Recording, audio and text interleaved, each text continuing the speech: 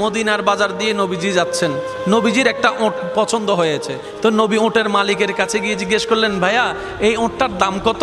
ওই দামাদামি হলো, নবী সে দামে কিনতে রাজি হলেন, কিন্তু নবীর কাছে তখন অর্থ ছিল না। তখন নবীজি ওনাকে বললেন, আপনি আমাকে ওঁটটা দেন, আমি এখনই গিয়ে আপনার সেই প্রাপ্যটা পাঠিয়ে দিচ্ছি। ওঁটের মালিক ওনাকে ওঁটটা দিয়ে দিলেন। আশেপাশে যারা ওঁটের মালিক ছিল সবাই জিজ্ঞেস করতেছে, এই পাগলা, তুমি কি যাকে ওঁট দিয়েছো তাকে চিনো? বলে যে না। নাম জানো? বলে যে না। পরিচয় জানো? বলে যে না। ঠিকানা জানো? না। তো তুমি যে ওঁটটা দিয়ে দিলা, উনি যদি ওঁটের টাকাটা না ফাটায় তখন তো তুমি লসের মধ্যে চলে যাবা। সে ওঁটের মালিক বলে, এত সুন্দর নুরানি চেহারাওয়ালা কখনো বাটপার হতে পারে না, কখনো চিটার হতে পারে না, কখনো মিথ্যুক হতে পারে না। ওনার চেহারা দেখেই তো আমি ওঁট বিক্রি করার আগে মনটাই বিক্রি করে দিয়েছি, মনটাই বিক্রি করে দিয়েছি, মনটাই বিক্রি করে দিয়েছি। তোমরা যাই বলো, আমার মন বলে উনি আসবেই আসবে, টাকাটা পাঠাবে পাঠাবে। এই কথা বলতে না বলতে কিছুক্ষণ পরে নবীজির একজন সাহাবা এসে বলছেন, একটু আগে একজনে ওট নিয়ে গিয়েছেন, কাছ থেকে ওটের মালিকটাকে একটু দেখতে চাই। উনি বলে যে আমার থেকে। তো উনি বললেন, আমাদের নবী আপনার থেকে ওটটা নিয়ে গিয়েছেন, ধরেন ওটের টাকাটাও দিয়েছেন, আপনাদের খাবার জন্য কিছু খেজুরও হাদিয়া পাঠিয়েছেন, খেজুরও হাদিয়া পাঠিয়েছেন। ওই ওটের মালিক বলে, ভাইয়া টাকাটাও রাখেন, খেজুরটাও রাখেন, আগে আমাকে ওনার কাছে নিয়ে যান। আমি ওট বিক্রি করি নাই, আমার দিলটাই বিক্রি করে দিয়েছি।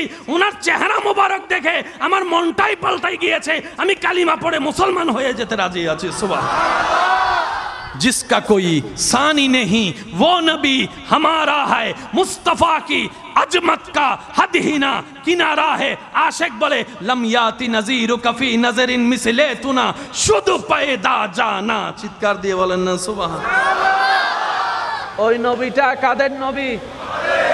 হয় নাই, সবার আওয়াজ বলেন, ওই নবীটা কাদের নবী? আমাদের কি ভাগ্য সেই নবীর উম্মত হতে পেরেছে। আর একটু জোরে।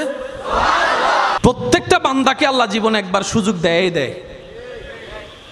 সে যে ধর্মেরই হোক একবার সুযোগ আল্লাহ দিবেই দিবে, কিন্তু সুযোগটা কখন আসবে আল্লাহ জানায় না।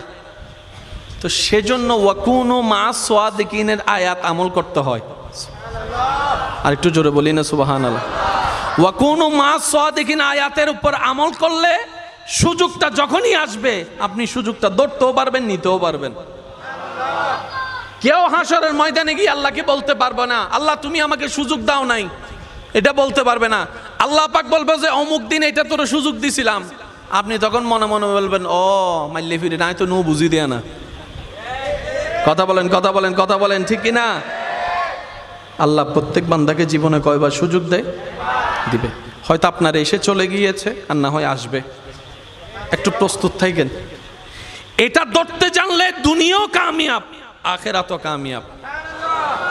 যেমন বাইজিদ বুস্তামিকে আল্লাহ আপন করে নিতে চাচ্ছেন। উনি সারা রাত ভর কি নিয়ে দাঁড়াইছিলেন ভাইয়া? বলেন না ভাই। পানি। হাতে কি? হাতে কি?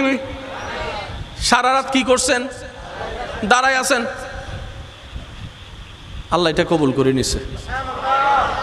ডাইরেক্ট আব্দুল্লাহ থেকে ওলি আল্লাহ বানাই দিছে। সুবহানাল্লাহ, জোরে বলেন না। তো যে পথ পার হয়ে উনি যেখানে যেত 10 বছর লাগতো, আল্লাহ সেটা সেকেন্ডের ভিতর পার করাই দিয়েছেন।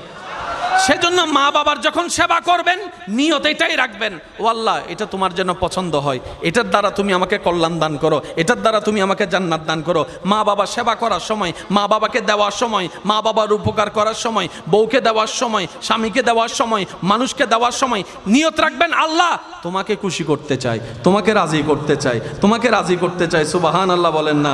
তোমাকে রাজি করতে চাই, তোমার দেওয়া সম্পদ তোমার খুশির জন্য তোমার বান্দাকে দিচ্ছি, তোমাকে রাজি করার জন্য, তোমাকে খুশি করার জন্য। বিশ্বাস করেন ভাই, আপনার এই জীবনের একটা কাজ যদি রবের কাছে প্রিয় হয়ে যায়, আল্লাহ আপনাকে 20-30 বছর রিয়াজতের রাস্তা 1 সেকেন্ডে পার করাই দিবেন। ওই সুযোগগুলোকে একটু বুঝতে হয়। একটু জোরে বলেন না রে ভাই।